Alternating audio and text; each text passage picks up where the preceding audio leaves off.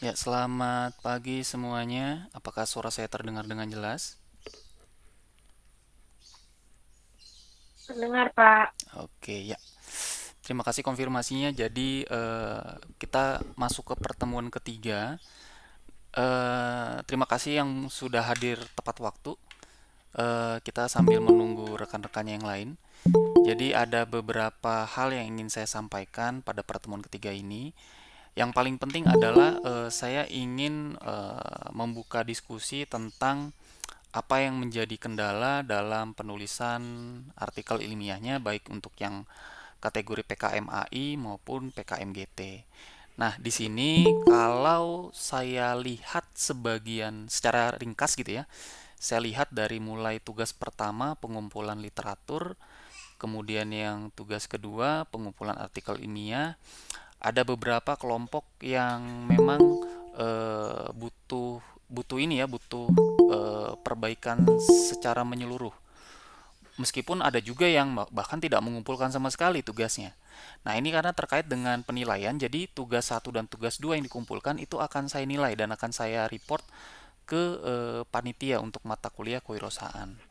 Nah, saya lihat yang pertama, kalau misalnya contoh, ini saya open yang untuk apa tugas pertama, itu ada satu kelompok yang bahkan belum mengumpulkan literasinya, dia belum memberikan report ke ini ya, ke file yang sudah saya sampaikan yang dibantu oleh saudara Giwan. Nah, kemudian juga ada beberapa judul yang bahkan sama sekali tidak disebutkan di situ ya. Ada beberapa yang belum menyebutkannya.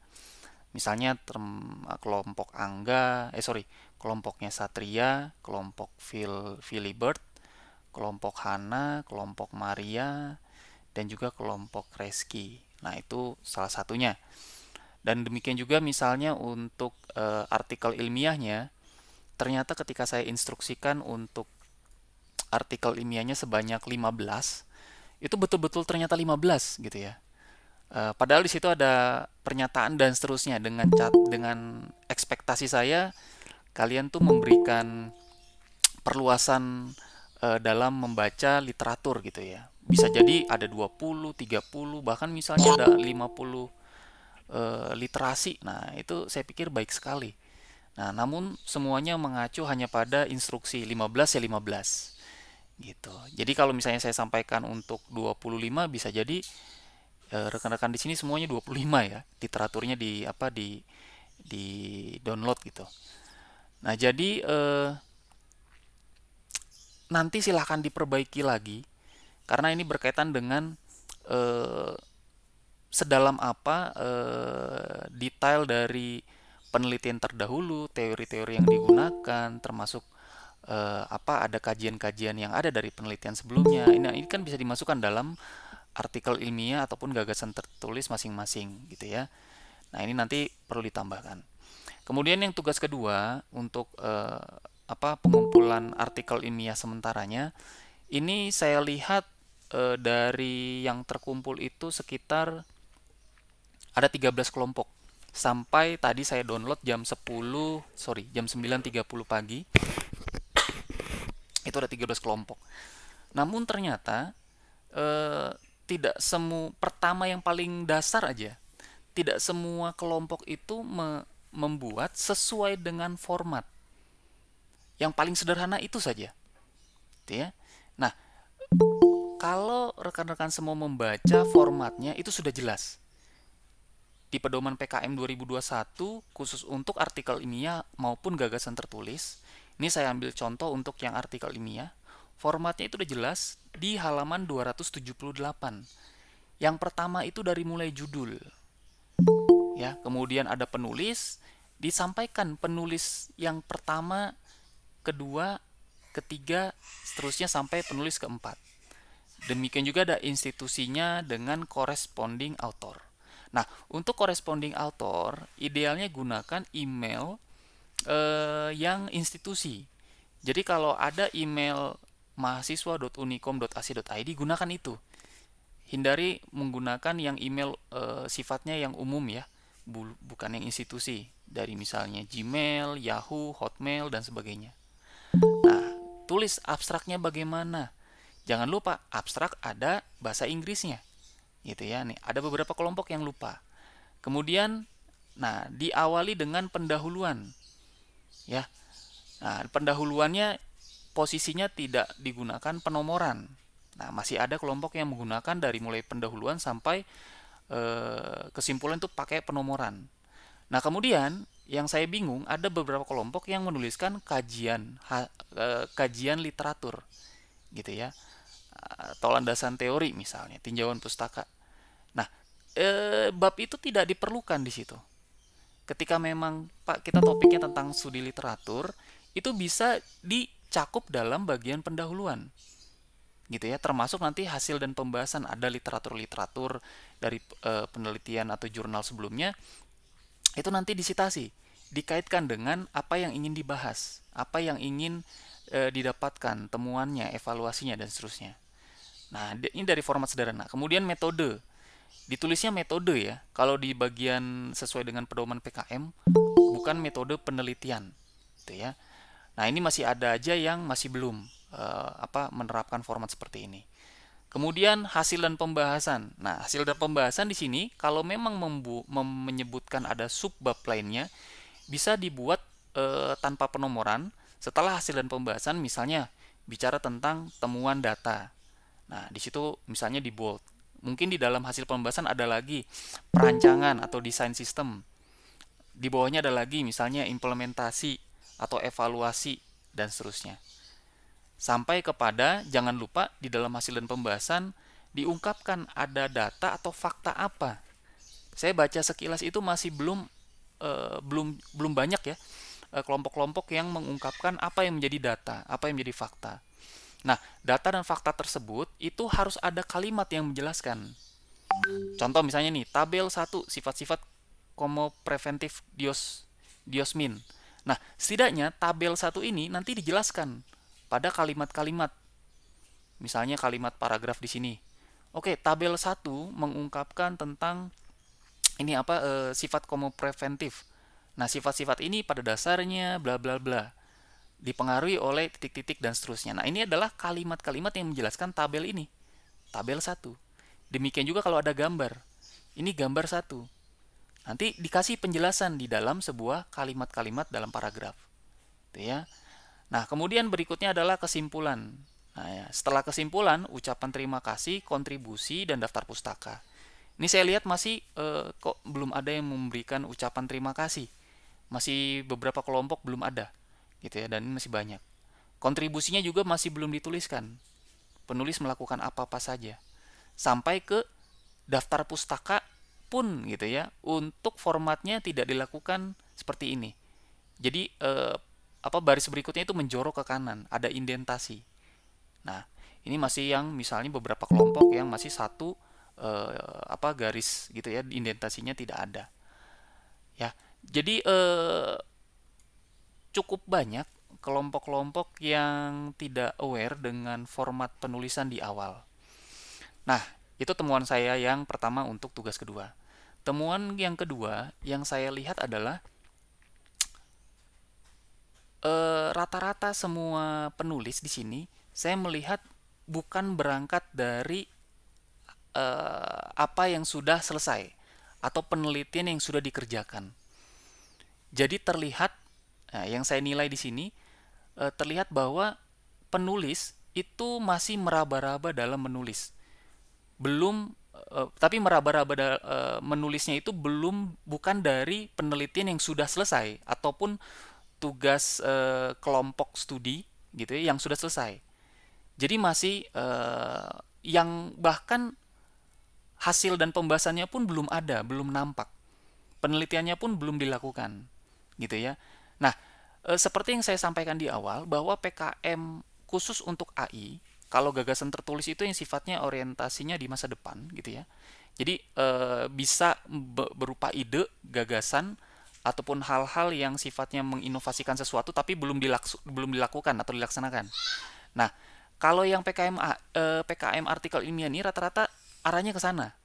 Ini bahkan yang belum diselesaikan, yang sifatnya nanti akan selesai, itu yang dituliskan dalam PKMAI. Rata-rata seperti itu, gitu ya. Jadi saya lihat penulis itu tidak bisa atau tidak mampu menyelesaikan berdasarkan format penulisan yang sudah disepakati dalam panduan PKMAI, gitu. Nah, ini salah satu kelemahan. Meskipun pada dasarnya ada beberapa kelompok yang sudah matang.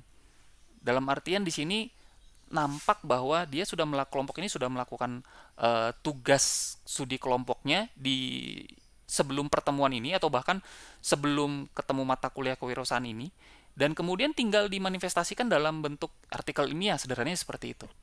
Asal sudah ada, sudah jadi, sudah selesai, ya tinggal diubah formatnya ke dalam bentuk jurnal ataupun artikel ilmiah. Nah, ini salah satu kelompoknya, ada kelompoknya Akmal. Nah, ini kelompok ini saya pikir sudah matang. Khusus judulnya ini perlindungan hukum terhadap perempuan korban perkawinan di bawah usia secara paksa, gitu ya. Nah, dia kelompok ini sudah menyampaikan dari mulai judul, abstrak, pendahuluan. Nah, tapi di sini yang kurangnya adalah metode. Secara nggak langsung metode bicara tentang urutan atau langkah-langkahnya. Kalau memang melalui studi literatur, gunakan metode Prisma, di mana penulis bisa memfilter dokumen ataupun literatur yang menjadi acuan sampai ke hasil dan pembahasan, gitu ya. Singkatnya di sini ada beberapa bagian dan kemudian ke kesimpulan. Sorry, ini kesimpulannya belum. Oke, ini harus diperbaiki, gitu ya. Dan juga daftar pustaka meskipun formatnya ini belum sesuai. Nah, ini salah satu contoh yang saya pikir sudah cukup, gitu ya, meskipun ada beberapa perbaikan yang harus diselesaikan. Nah, jadi dari 13 kelompok yang menyampaikan tugas keduanya itu butuh perbaikan, ya, terutama yang bahkan belum sama sekali mengumpulkan. Nah, saya belum bisa melihat. Nah, untuk pertemuan saat ini, eh, pengantarnya itu tentang temuan saya di tugas 1 dan tugas 2. Nah, selanjutnya adalah saya akan membuka diskusi apa sih yang menjadi kendala dalam melakukan penulisan untuk PKMGT dan juga PKMAI. Oke, Mangga, untuk saat ini kita buka sesi itu. Ada yang ingin ditanyakan, silakan. Atau bahkan ada yang ingin menambahkan, gitu ya. Yuk, Mangga. Kalau nggak ada yang nanya, saya malah bingung. Ini kalian paham atau tidak paham, gitu ya. Jadi tidak tahu, gitu. Yuk, silakan.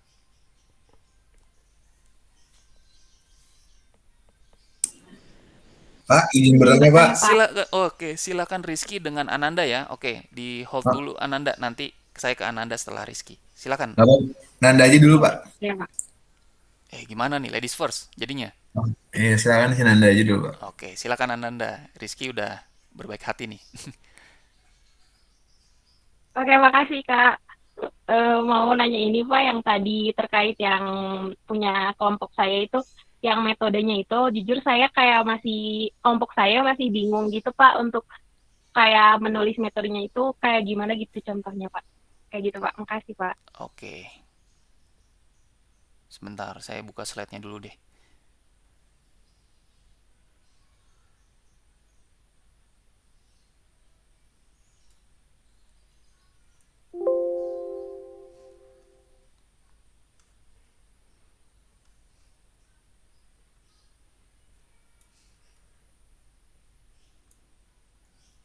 Oke.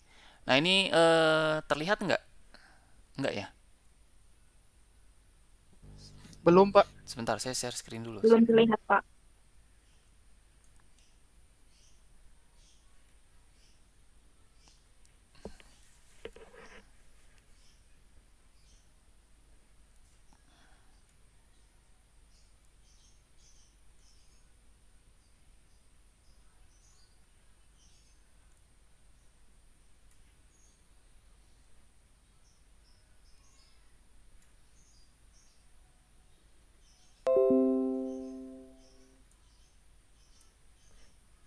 Oke, sudah nampak bagaimana?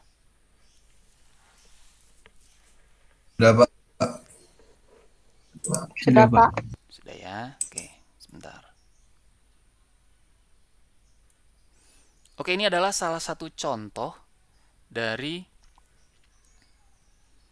metode penelitian ketika kita menggunakan studi literatur, di mana kita menggunakan model PRISMA, Preferred Reporting Item for Systematic Review and Meta Analysis. Sederhananya, di sini ada 4 proses, mulai dari identification, screening, eligibility, sampai ke include. Nah, pada bagian ini kita bisa melakukan secara khusus misalnya identifikasi ketika kita mengkoleksi beberapa artikel gitu ya yang ada dalam beberapa pengelola jurnal. Setidaknya ketika kita kolektif seperti itu, kita nanti akan bisa melakukan screening ataupun kita filter mana yang menjadi artikel yang berdasarkan kategori tertentu. Misalnya kalau di sini contohnya ada yang kita download itu oh ini duplicate gitu ya. Sehingga dari 472 ditambah 6 artikel jadi 478 gitu ya. Itu ternyata yang duplikat 4, ya udah, berarti yang hasil screeningnya artikel yang dibaca misalnya 474.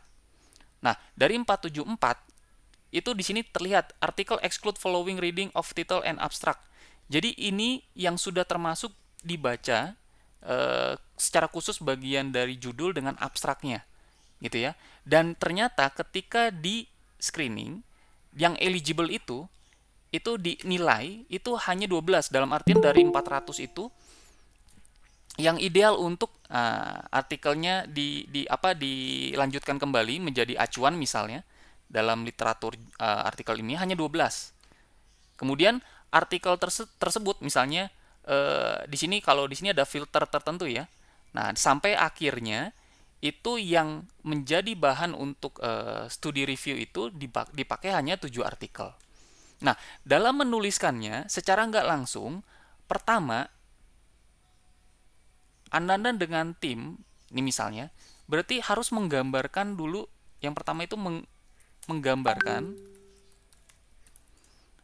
diagram ataupun model gitu ya, ataupun ya gambar dari si metode penelitiannya. Nah, ini jadi yang pertama kali ini yaitu ini gambar ini ya. Nah, tunjukkan kalau ini adalah gambar berapa, sampai akhirnya nanti dari tiap gambar, di dalam gambar ini terdapat langkah-langkah. Nah, kalau diperhatikan ini adalah langkah mengidentifikasi, melakukan searching, mendapatkan eligibility, sampai ke di sini finalnya, include-nya, itu ada langkah-langkah. Langkah-langkahnya apa? Nah, identifikasi ini melakukan aktivitas atau langkah-langkah kegiatannya apa? Oh, saya penulis melakukan identifikasi gitu ya, di mana dari pencarian dalam sebuah database. Ini kemudian dicari juga dalam sebuah sumber-sumber yang lain. Jadi beritanya itu, ceritanya itu. Jadi menceritakan tentang apa yang dilakukan, langkah-langkah yang dilakukan. Belum menyatakan hasilnya. Kalau menyatakan hasilnya ini udah oke, ini sebanyak 472, ini hasilnya sama dengan 6. Nah, nanti ini kan diceritakan kurang lebih dalam pencarian data kurang lebih ditemukan 470 dan seterusnya sampai ditemukan 7 literatur. Nah, literatur tersebut nanti diungkapkan apa kaitannya yang menjadi hasil dan pembahasan. Nanti dituliskan seperti itu, gitu ya. Nah, jadi kemudian yang kedua itu tadi ceritakan mengenai urutan langkah-langkahnya. Nah, urutan langkah-langkahnya itu harus dipahami. Kalau misalnya urutan yang pertama misalnya pengumpulan data, itu harus bagaimana? Cerita data yang dikumpulkan seperti apa. Dalam pertemuan sebelumnya sebenarnya sudah disampaikan ya. Nanti bisa di flashback lagi di video-video sebelumnya. Nah, pengumpulan data seperti apa? Apakah data tersebut misalnya mengumpulkan data primary-nya, secondary-nya? Untuk primary-nya misalnya menggunakan wawancara dan kuesioner, kan cerita. Ya. Terus bagaimana juga dengan misalnya analisis. Sampai ke misalnya perancangan. Nah, terkait dengan filter yang tadi, bagaimana berarti kita melakukan identifikasi. Identifikasi bagaimana, screening bagaimana, eligibility gimana, sampai ke include bagaimana. Gitu ya. Nah, atau ada metode yang lainnya. Nah, ini contoh beberapa metode yang kita kemas misalnya dari mulai ini berdasarkan penilaian penulis bahwa metode penelitian yang dilakukan mulai dari pengumpulan data, analisis sampai perancangan sistem. atau menggunakan metode atau model khusus. Misalnya Agile, Scrum, Prototype, Waterfall, dan sebagainya. Ini model-model yang saya pahami dari lingkungan teknis ya. Nah, jadi kita harus pahami ini. Setelah sudah diperhatikan modelnya, misalnya contoh untuk Agile Development ini pun ada urutan langkah-langkahnya. Nah, kalau misalnya diperhatikan, ini tuh sudah ada define requirement. Nanti cerita define requirement bagaimana. Terus ada UI design. UI design seperti apa? Development, quality assurance sampai ke rilis. Nah, ini bicara tentang langkahnya ada 6, 7, 8. Ya, ini kan pengkondisian antara tidak dengan iya. Nah, jadi ada 8 urutan langkah yang harus diceritakan. Nah, setidaknya berarti nanti di sini akan kelihatan mana urutan yang pertama. Oke, dia cerita tentang apa. Yang kedua, cerita tentang apa. Yang ketiga, cerita tentang apa. Gitu loh. Nah, untuk teknisnya, saya ambil contoh.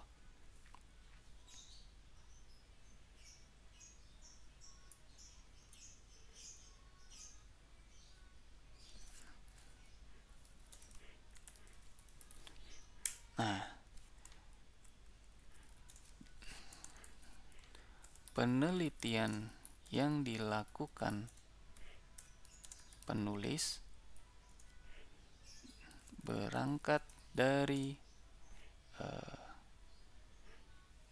metode penelitian yang terdiri dari beberapa tahap. Adapun tahapan yang dilakukan diselesaikan secara sekuensial, dimulai dari titik 2. Misalnya saya yang secara sederhana, misalnya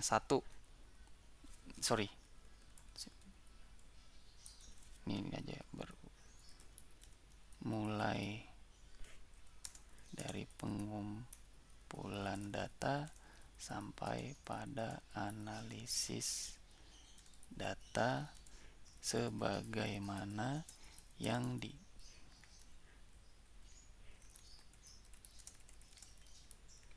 gambar 1. Ini misal ya. Nah, saya buat diagramnya dulu.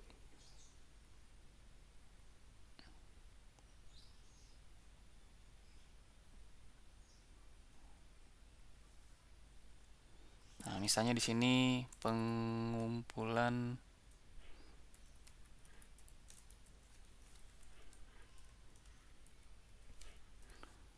kemudian di sini analisis data.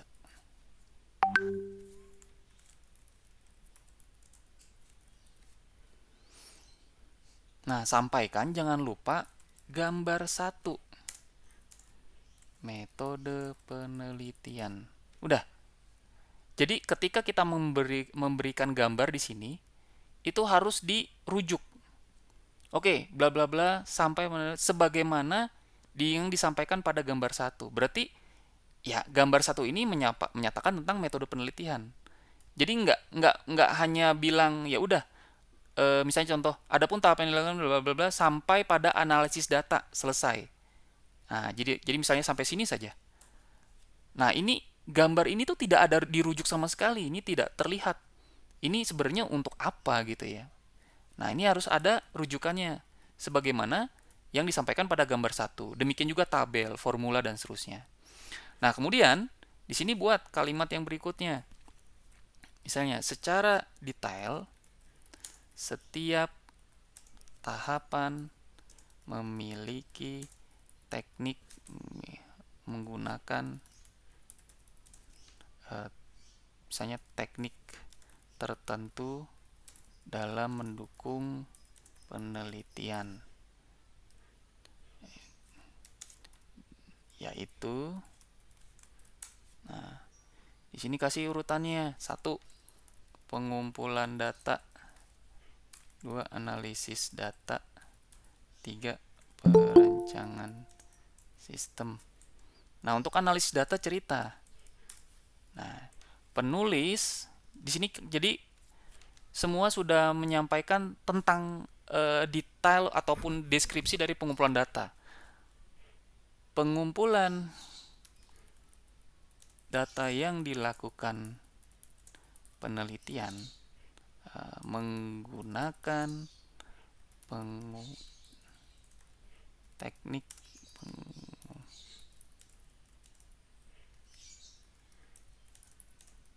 sekunder.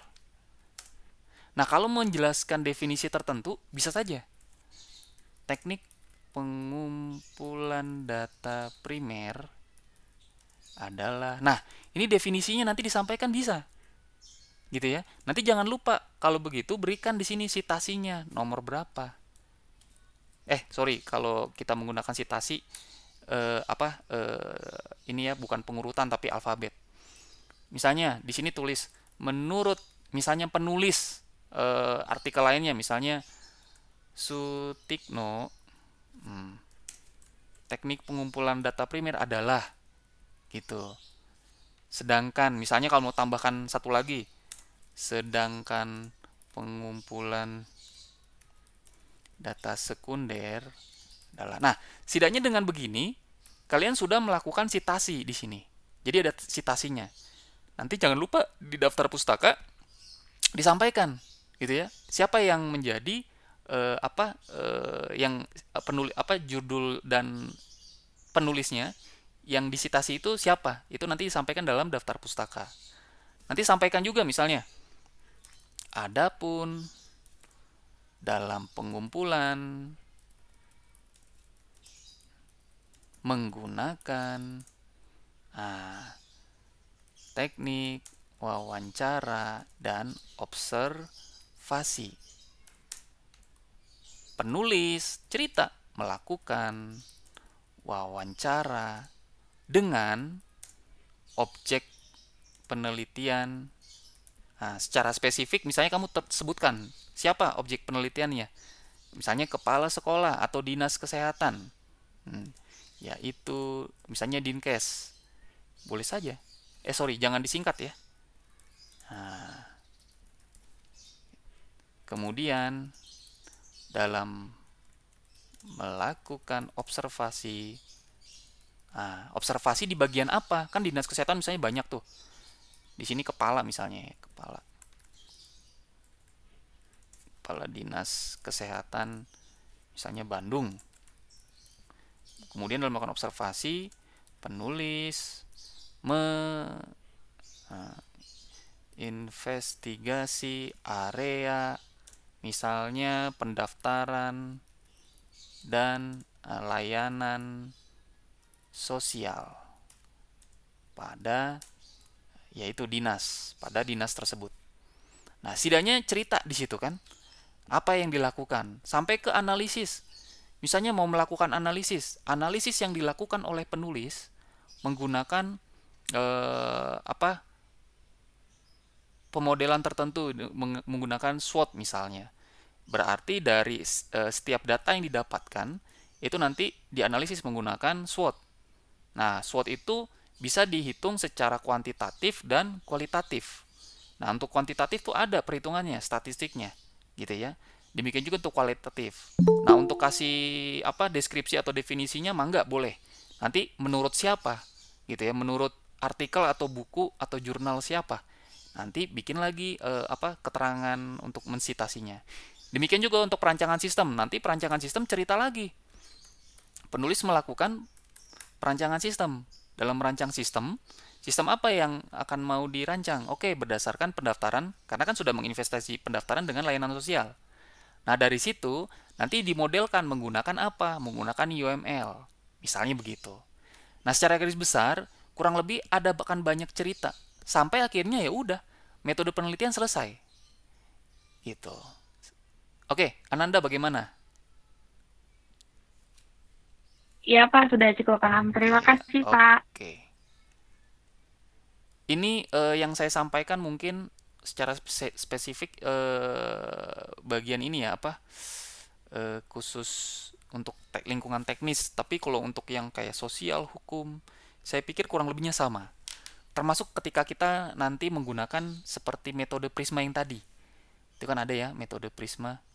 Jadi kalau metode Prisma itu ketika kita melakukan kajian atau studi literatur.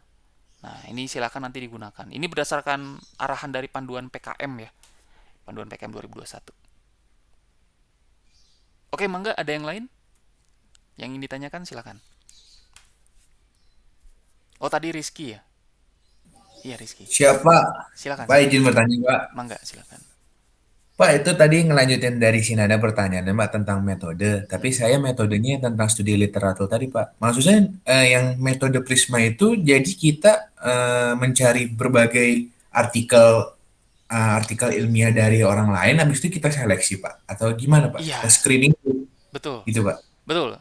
Sederhananya seperti itu. Jadi di screening, dicek mana sih yang menjadi kebutuhan kalau misalnya topik kita tentang contoh, Rizky teh topiknya tentang apa sih? Judulnya lah, judulnya. Pun itu Pak, sengketa Laut Cina Selatan Pak. Oke, sengketa Untuk Laut Cina. Nah, sengketa Laut Cina Selatan misalnya eh, kan sebenarnya harusnya ada sebentar. Saya lihat dulu deh di tugasnya kamu. Rizky, kamu teh gagasan tertulis ya? Bukan ya, Rizky? bukan Pak, Bukan artikel ya? ilmiah. Sebentar, saya lihat kelompok kamu dulu nih. Laut Cina Selatan itu terlalu apa? Terlalu umum. Sebentar, saya lihat. Nah, analisis kebijakan Nine Dash Line China melalui UNCLOS dalam sengketa Laut Cina Selatan. Nah, jadi kan di sini kan bicara tentang analisis kebijakan Nine Dash Line China ya melalui UNCLOS.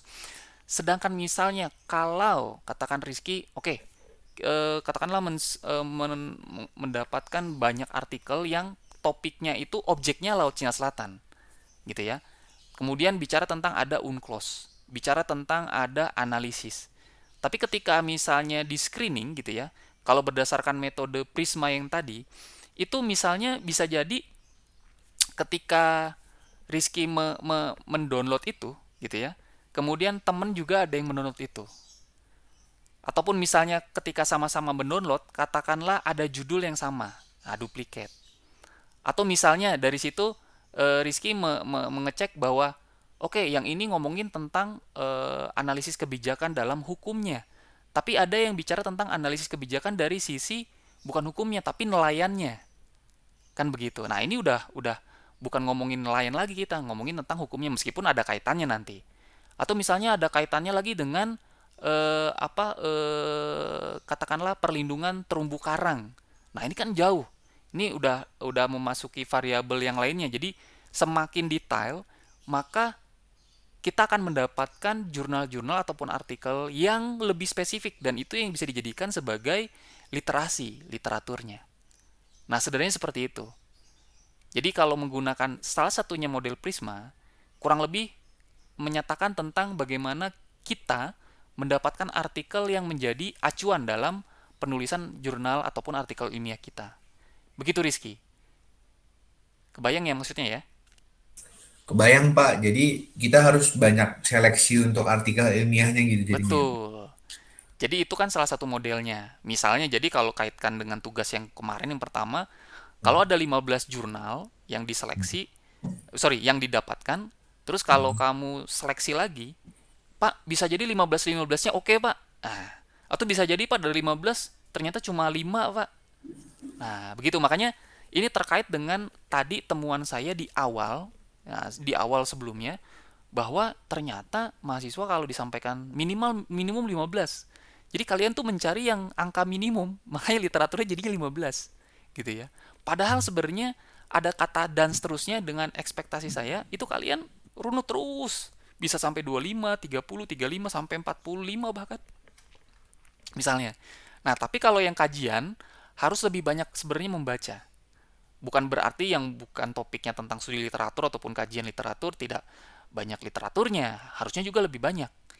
Dan angkanya idealnya dalam artian angka tahun gitu ya, tahun publikasinya kalau bisa 5 tahun terakhir. Kalaupun 10 tahun terakhir, it's okay. gitu. Begitu Rizky. Mantap Pak, terima kasih Pak. Iya.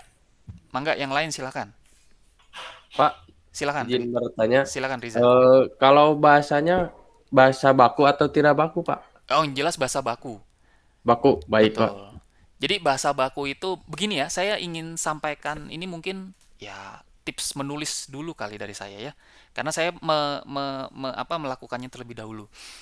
Kita kita menulisnya dalam bahasa yang versi kita. Jadi gini, bahasa versi kita tuh bahasa yang sehari-hari itu seperti apa? Kasarnya kalau misalnya masih menuliskan saya, kamu, gue, lo, misalnya dan kayak gitu, tulisin aja. Penelitian saya itu mengungkapkan tentang ini. Jadi kita nulis ya, yang penting udah ada dari mulai judul sampai ke daftar pustaka itu udah ada. Berikutnya setelah selesai, baru kita mengganti kata-kata yang tidak scientific gitu ya, dalam artian kata-kata yang tidak baku gitu ya, dan kata-kata yang tidak ilmiah dikonversi ke bahasa yang baku. Contohnya ketika kata saya di situ untuk ke yang scientific, ganti kata saya menjadi kata penulis. Nah, itu aja. Terus misalnya dilihat ada kata-kata yang duplikasi gitu, atau kata-kata yang di kalimat sebelumnya misalnya Ibu Budi pergi ke pasar, titik. Ibu Budi bersama dengan Andi pergi ke pasar, titik. Nah, kurang lebih itu kata-katanya bisa dikemas menjadi satu kalimat yang utuh. Ibu Budi bersama Andi pergi ke pasar, kan begitu. Jadi itu bicara tentang adanya pemborosan kalimat yang kita bisa minimalisir. Nah, itu semua nanti kita screening. Dalam artian screening itu kita cek lagi. Ketika kita cek mana yang bisa diubah, mana yang tidak perlu diubah. Mana yang bisa dikonversi ke bahasa yang saintifik dan yang baku, mana yang tidak perlu. Nah, untuk membantu kalian semakin mempertegas bahwa tulisan kalian bisa dibaca dengan seksama, dengan baik dan mudah, itu caranya adalah dengan melemparkan nanti yang sudah ditulis, melemparkan ke orang lain. Gitu. Orang lain itu ngeh nggak dengan tulisan kalian? Dalam artian menangkap maksud atau pesan dari tulisan itu atau enggak? Tapi kalau masih bingung, berarti sebenarnya itu bicara tentang tata bahasa saja. Ada kata-kata yang membingungkan. Gitu ya. Nah, ketika sudah diperbaiki, niscaya ketika dilempar lagi ke orang tersebut pasti akan bisa lebih menangkap lebih jauh lagi. Gitu. Jadi itu terakhir sekali. Gitu, Riza ya. Jadi nanti terakhir saja untuk screeningnya. Tapi versinya kita dulu, bahasanya kita dulu, kita tuliskan di situ. Siapa? Baik. Pak, sama satu lagi. Ya, silakan. Kalau artikelnya kita sesuai jurusan apa bebas aja gitu, Pak? Oke, kalau gagasan tertulis, topiknya itu boleh bebas. Saya orang sistem informasi katakan bisa mengungkap gagasan-gagasan tentang kehidupan sosial, kehidupan politik. Saya ngomongin hukum bahkan itu bisa. Itu gagasan tertulis, ya. Tapi kalau misalnya yang artikel ilmiah, itu yang sifatnya harus menjurus pada yang melekat pada atribut diri masing-masing sebagai mahasiswa. Karena itu bicara tentang hal yang sudah dilakukan. Kalau misalnya Riza, saya asumsikan Riza sebagai orang hukum. Setidaknya mahasiswa hukum itu sudah menyelesaikan ada tugas besar atau ikut penelitian dosen hukum, dan itu sudah selesai, itu yang tinggal diterjemahkan ke dalam bentuk jurnal. Sederhananya seperti itu. Tapi kalau Riza misalnya, saya ambil program GT, gagasan tertulis, Riza ngomongin tentang bahkan yang di luar topik, misalnya ngomongin tentang antariksa gitu ya, ilmu geologi, ilmu geografi, itu bisa saja. Karena kan bicara tentang ada ide nih, idenya apa ya? Saya kepikiran sesuatu tentang nambang bahan mineral di planet Saturnus, lumayan dapat berlian sekali jalan, ya kan begitu. Misalnya. Nah, itu ide-idenya itu bisa disampaikan di situ. Tapi jangan lupa cari literatur yang berkaitan dengan topik atau tema-tema judul-judul yang Riza pikirkan. Jadi gagasan itu harus disampaikan berdasarkan apa yang sudah dilakukan oleh orang lain juga. Nah, ada faktanya dan juga nanti sampaikan dengan hal-hal yang sifatnya realistis. Karena itu harus dilakukan dalam beberapa tahun mendatang. Bukan harus ya, yang reliable, yang ideal untuk dilakukan beberapa tahun mendatang. Begitu Riza. Siap, baik Pak. Terima kasih Pak. Oke. Mangga yang lain.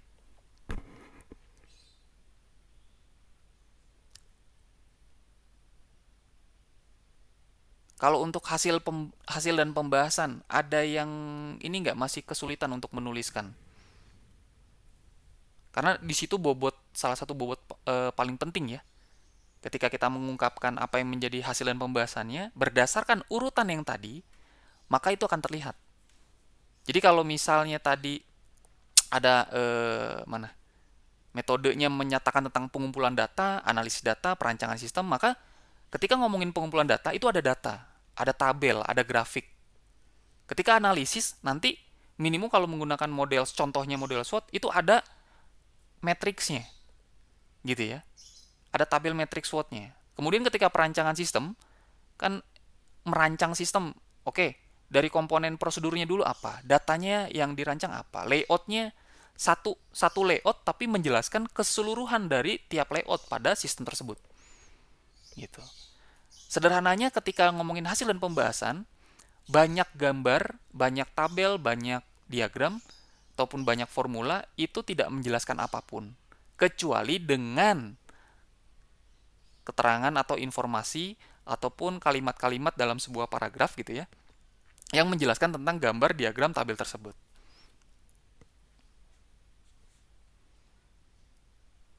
Oke, kalau boleh tahu nih, di sini kan ada sekitar 13 kelompok yang sudah mengumpulkan dari 25 kelompok, harusnya 25 kelompok. Nah, saya ingin tahu berarti 12 kelompok lainnya itu dikumpul kapan?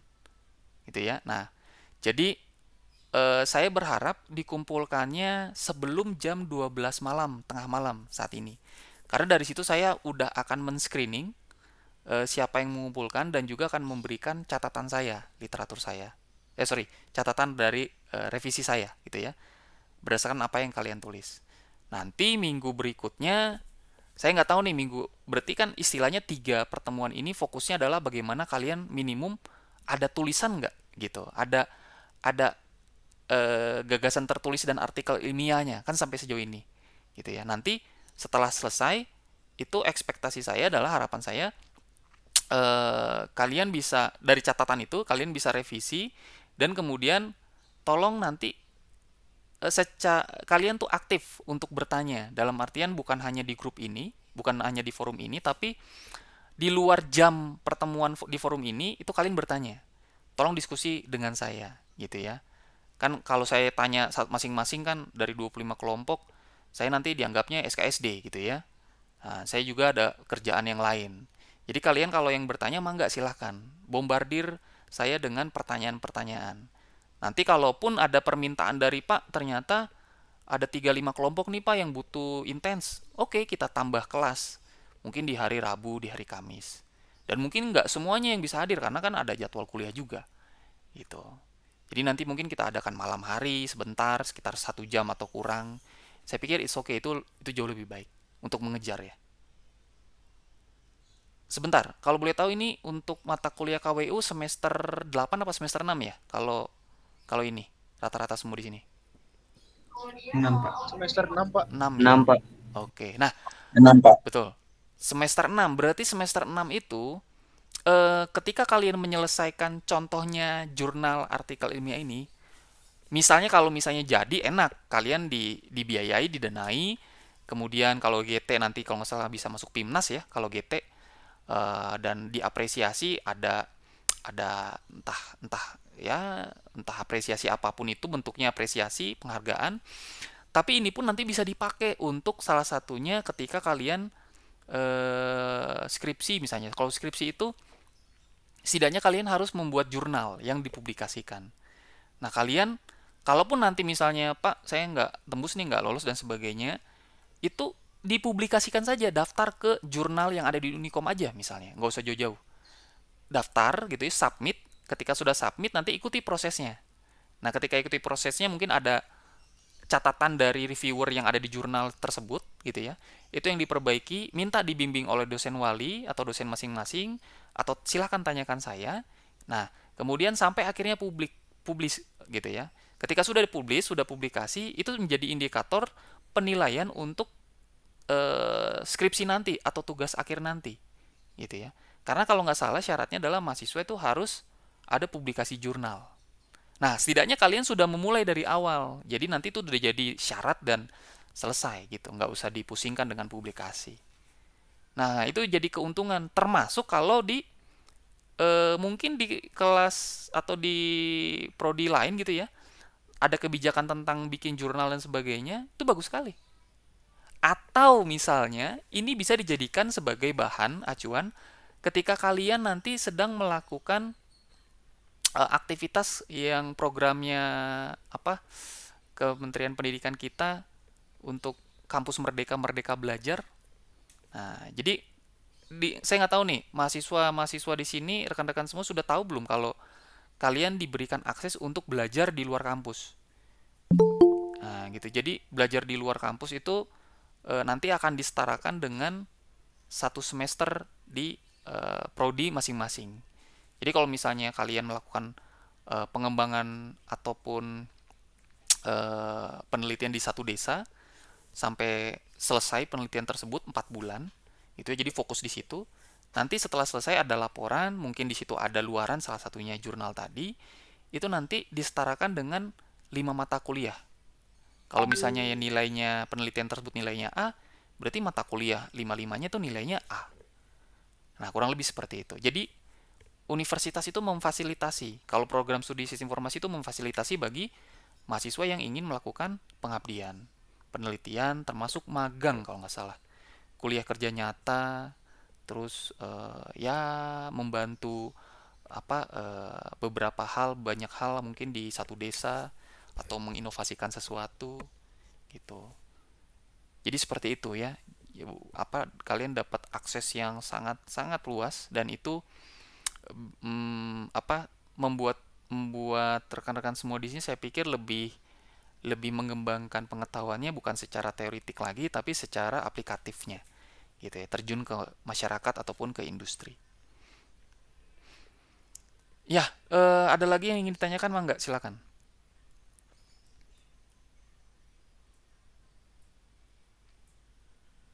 Oke, kalau tidak ada berarti saya cukupkan pertemuan untuk saat ini. Jadi nanti saya tunggu bagi yang belum mengumpulkan eh, tugas keduanya.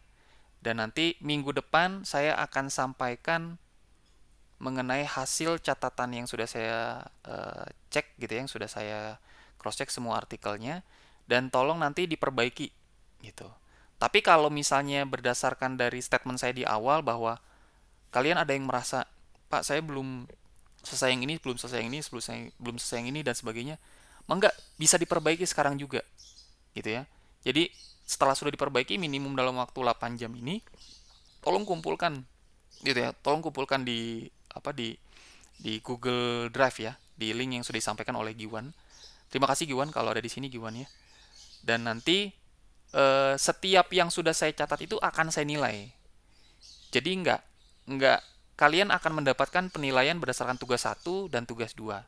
Karena ini akan saya sampaikan ke ke panitia ataupun koordinator mata kuliah KWU. Jadi serius untuk mengerjakannya, niscaya ini pasti akan selesai. Paling begitu saja. Oke. Oh ya Pak, boleh mau tanya Pak? Oke, silakan. Itu kalau buat diskusi sama Bapak atau mau nanya itu personal chat apa ke grup aja Pak? Nah, ke grup chat aja. Kalau misalnya gini, ketika misalnya ada pertanyaan gitu ya, ada pertanyaan tentang pertanyaannya tentang hal yang bahkan bisa jadi misalnya sama gitu sama Naufal. Jadi pertanyaan itu sebenarnya ingin ditanyakan oleh Riza. Kan secara nggak langsung misalnya kalau saya jawab itu menjawab pertanyaan kamu dengan pertanyaan Riza. Kalaupun ingin lebih jauh lagi kayak ada Pak, saya ingin diskusi lebih lanjut dong kelompok kami dan sebagainya. Mangga PM ke saya. Saya akan sempatkan waktu 30 menit sampai 60 menit untuk kita diskusi lebih lanjut. Nah, jadi Oke siap Pak. paling gitu ya. Karena saya nggak bisa mengakomodir 25 kelompok nih. 25 kelompok saya kesulitan untuk saat-saat ini gitu. Jadi saya ambil pukul ratanya dulu, rata-ratanya seperti apa, gitu ya. Saya Oke, hanya siap, Pak. jadi mangga silakan gitu ya. Dan sedini mungkin kita akan lakukan di malam hari karena kalau pagi saya aktivitasnya cukup padat sekali gitu. Jadi saya akan usahakan di malam hari. Gitu. Malam hari pun nggak jam 11 malam ya. Gitu. Paling jam 8 sampai jam 10. Oke. Kalau tidak ada yang ditanyakan lagi, terima kasih bagi yang sudah hadir. Jangan khawatir dengan absen ya. Jadi tidak perlu khawatir dengan absen karena saya asumsikan kalian punya kegiatan yang apa penting gitu, apalagi tentang kuliah. Dan ini juga nanti pertemuan ini akan saya sampaikan pada YouTube, jadi bisa diakses oleh orang lain ataupun teman-teman lainnya yang belum bisa hadir. Mungkin ada pertanyaan mereka yang ingin ditanyakan yang sama dengan apa yang ditanyakan pada saat ini. Nanti setidaknya bisa mengakomodir pertanyaan-pertanyaan yang tidak hadir. Oke, kalau begitu terima kasih semuanya. Sehat-sehat senantiasa. Saya akhiri pertemuan saat ini. Kita ketemu minggu depan, ya. Minggu depan kita ketemu. Terima kasih. Sudah siang. Selamat siang semuanya. Oke.